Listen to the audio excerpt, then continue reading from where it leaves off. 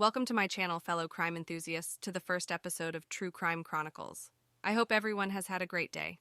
Today, we delve into a chilling case that took place in 2016. 25-year-old Michelle Lang. Michelle had always wanted to study in Australia and one day made her dream come true, but unfortunately, her story did not have a happy ending. Mei Ling, who was also known by her middle name Michelle, was born January 29, 1991, in Chengdu, Sichuan Province, China. Michelle grew up a kind, sensible, and respectful, beautiful girl. She had a very close relationship with her parents, so it was very hard for Michelle when her father died in an earthquake in 2008. When Michelle was in school, she received good grades and would dream of moving to Australia, a dream her mother, Mei Young Lung, supported her through. Her mother would support her through everything and believed that if her daughter got an education in Australia, she would have a bright future waiting for her. In 2011, Michelle joined the University of Technology in Sydney. This allowed her to come to Australia and fulfill her long-held dream. Michelle's aunt, her mother's sister, lived in Australia and offered her a room in her apartment. She also had a daughter who was 2 years younger than Michelle the following year in 2012. Michelle's aunt, who was 44, married Derek Barrett, who was 20 years younger than her. Derek was a temporarily unemployed IT professional, and he was only 3 years older than Michelle. In college, the first few years were fine. Michelle excelled in her studies, made new friends, and found a part-time job in her spare time. In the beginning of 2016, Michelle's aunt would go off and spent time in Wollongong for work, and Michelle, her cousin, and Derek still lived in an apartment in Campsie in April 2016. Michelle's aunt went on another business trip and was scheduled to return on April 24th, 3 days before that date. Michelle, who was 25 years old at the time, was out with friends. At about noon, she took a bus from University of Technology Sydney to a downtown shopping mall. Security cameras captured Michelle shopping in Sydney's central business district around 3 p.m. She was alone, and the footage showed she was fine, not bothered by anything. The vision also showed her later catching a train from St. James Railway Station to Campsie Railway Station, where she arrived around 4:30 p.m. The Campsie train station was the last place Michelle Lang was seen alive, but that day she used her cell phone to communicate with friends and family until late in the evening. And those who spoke with Michelle that evening did not notice any anxiety or anything unusual in her voice. On Sunday, April 24th, Derek drove to the train station to meet his wife, who had returned from a business trip. She had asked Derek about her niece, and he said he hadn't seen her in 2 days and said Michelle had been spending a lot of time with her girlfriends and going to nightclubs lately. Also, Michelle's cousin often stayed overnight at friends' houses, so she didn't see her either for a few days. No one had seen Michelle since April 22nd, and her phone had been turned off. This was quite unusual since she kept in touch with friends or family members living in China on a daily basis. Michelle's aunt checked her room, trying to figure out where she might have gone. The room was in perfect order. All of Michelle's things were in their places, and it looked as if she had simply vanished into thin air. The next day, Michelle's aunt and her husband Derek went to the police station and filed a missing persons report. They also informed the Chinese embassy of Michelle's disappearance at the police station. And Derek told them about the last time he had seen Michelle, and her aunt said that she had just returned from a business trip yesterday, and they had not been able to locate Michelle on their own. Sadly, much to the dismay of Michelle's family and friends, her body had been found by that time. At about 10:30 a.m. on Sunday, April 24th, several people called the police to report seeing a body floating in the water near Snapper Point, 80 miles from Michelle's apartment. On that some Australian news outlets reported the discovery of a woman's body. The report stated a woman's body has been found face down inside a blowhole on the New South Wales Central Coast.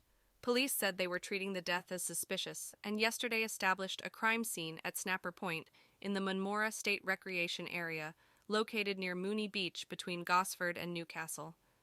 The woman, who has not been identified, was described as of Asian appearance, aged between 20 and 35, and about 170 centimeters tall. Detective Chief Inspector Gary Jubilin of the New South Wales Homicide said, "We're reviewing CCTV footage and canvassing that he won't reveal what they have uncovered, but we're getting a pretty good understanding of what occurred in that area during that time." And canvassing that he won't reveal what they have uncovered, but we're getting a pretty good understanding of what occurred in that area during that time. He said now that the police had received a report of Michelle's disappearance, they quickly cross-referenced this information with the woman whose body had been found at Snapper Point and whose identity could not yet be determined. Michelle's relatives were given the sad news that she was the one found dead. When Michelle's body was recovered from the water, there were a number of injuries indicating that Michelle had been very violently assaulted at the autopsy. The medical examiner counted more than 30 stab wounds on her body and that Michelle had fought for her life. Michelle had tried to fight back against her attacker, which resulted in defensive wounds on her arms. A few days after learning of Michelle's death, her mother flew to Australia to see her daughter's dream place, still unable to comprehend her death. The detectives interviewed Derek as he was the last one to see Michelle.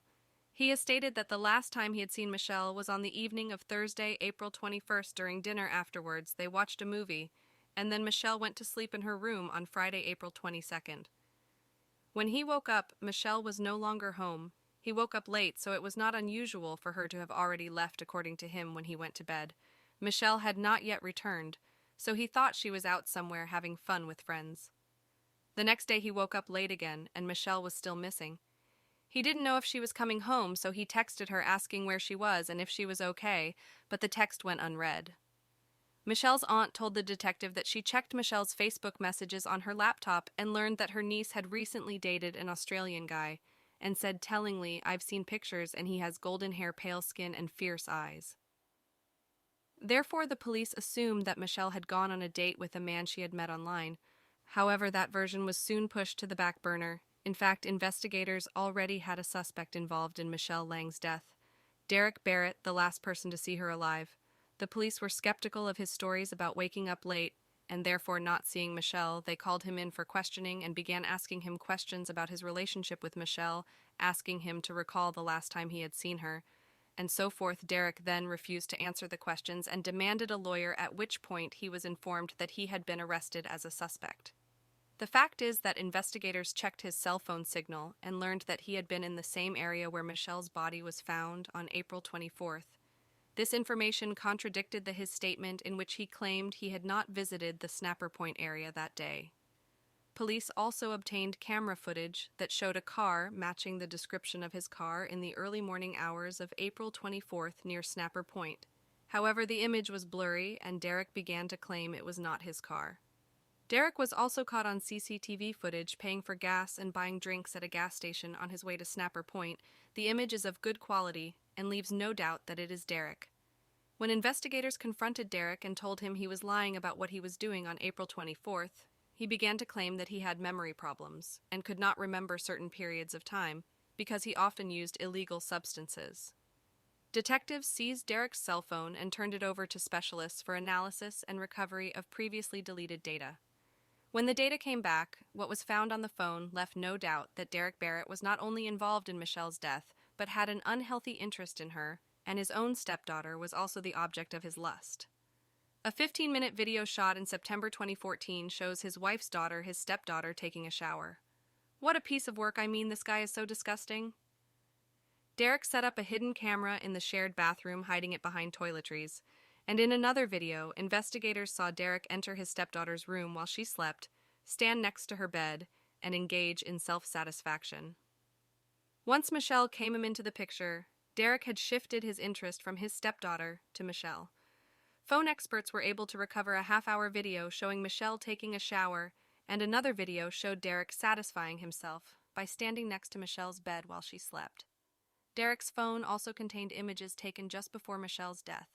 We know that Michelle returned home around 5 p.m. on April 21st around midnight. She sent the last text message from her phone, and no one has heard from her or seen her since it was after midnight that Derek began to put his insidious plan into action. He attacked Michelle, tied her up, and taped her mouth to keep her quiet in photos on his phone. Investigators saw Michelle bound and naked, lying on a bed with terror on her face. The photos, of which there were 17, showed that Michelle did not yet have the injuries from which she died. The last picture Derek took was around 8 a.m. on April 22nd, at which time Michelle was alive.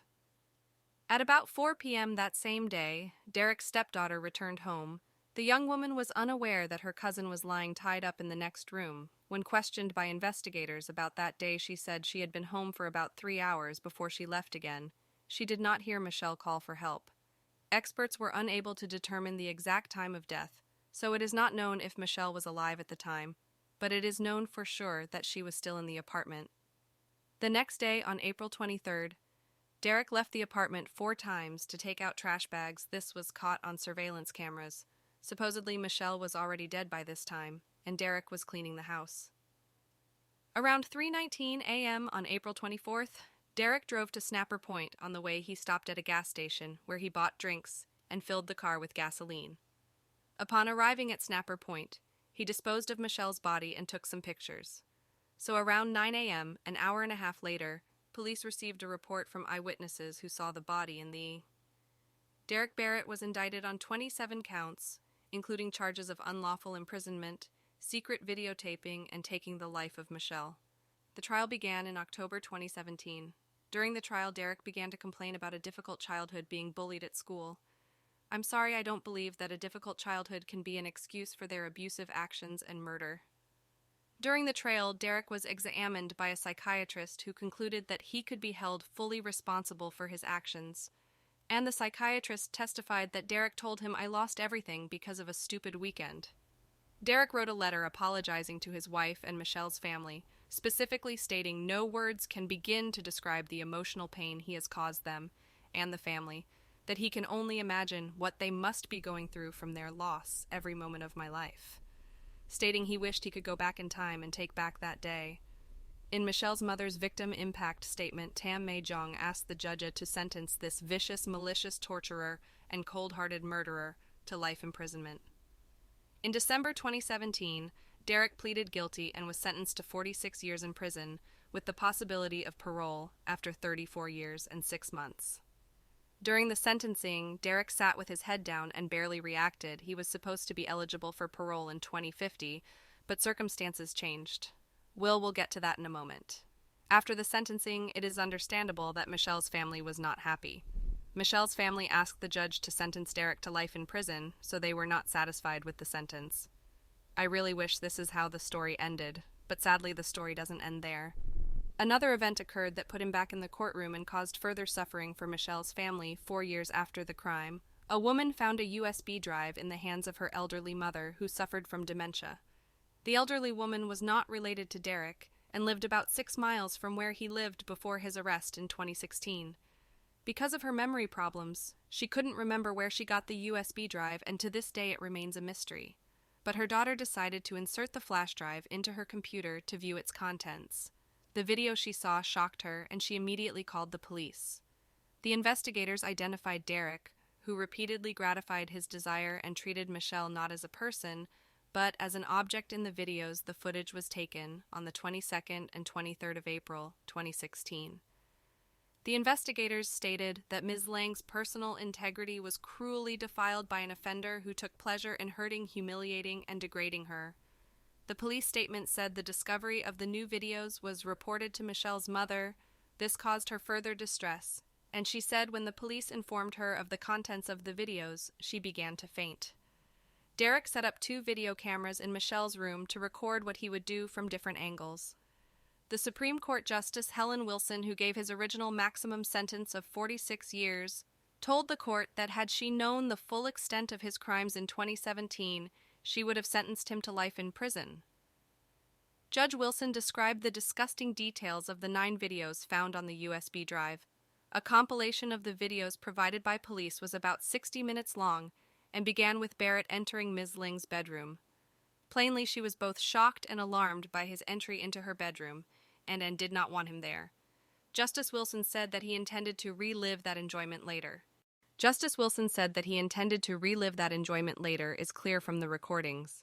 His disposal of the USB stick indicated a desire not to get caught. After new evidence was discovered, Derek was charged with carnal abuse of Michelle Lang. Derek pleaded guilty and did not make any statements. In March 2021, he was sentenced to an additional 20 years in prison. Unfortunately, however, both of his sentences will be served concurrently. Nevertheless, he will be eligible for parole 2 years later than previously planned, and he will be released from prison no earlier than October 27, 2052. Thank you to everyone who stayed to the end. This case is just horrible. A beautiful life cut early due to someone's sick, twisted mind. I feel sorry for Michelle's family and friends, and wish them nothing but love, and hopefully they have found a way to continue moving forward in life. That being said, let me know in the comments if this is something we should keep doing on this channel. I hope everyone has a great day and please take care of yourselves and stay safe.